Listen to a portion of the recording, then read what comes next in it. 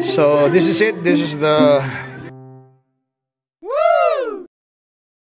finished product, mga idol, no? The Paring Nels Crispy Fried Chicken. Ayan. Tama ba? So, ayan.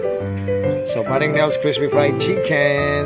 Dito lang po yan sa may Canilar Corporation Drive. Yan.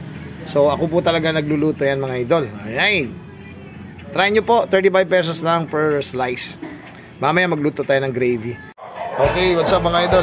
Ito yung finished product namin, no? So, crispy fried chicken. So, mamaya, ano kaya feedback ng mga customer natin? Alright, so Santibel muna. Santi. Yun. Si Ichang. Yan. Morning, mga idol. Good buenas, no? Good morning. Santibel kayo. So, buenas. It's fried chicken time. It's fried chicken day. So, try natin mamaya kung anong lasa ng fried chicken, no? So, recipe ko yan, mga idol, no? Yan, wait. In a while, less than 5 minutes, luto na siya. So, as promised, masarap. And of course, sana. Actually, meron ako mga customer for today. Okay, so it's Saturday, it's fried chicken day.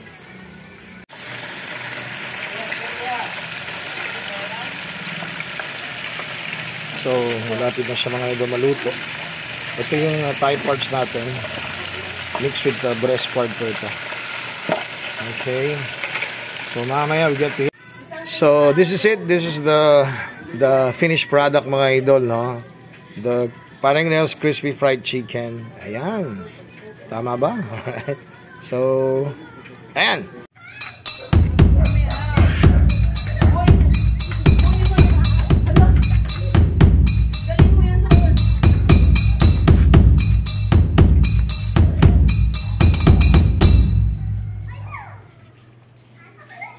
Right, yan.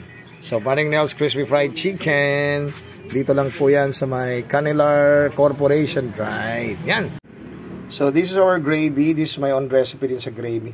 Look at the consistency. Hindi siya masyadong malapot, na? Hindi rin masyadong malabnaw, no? Di ba?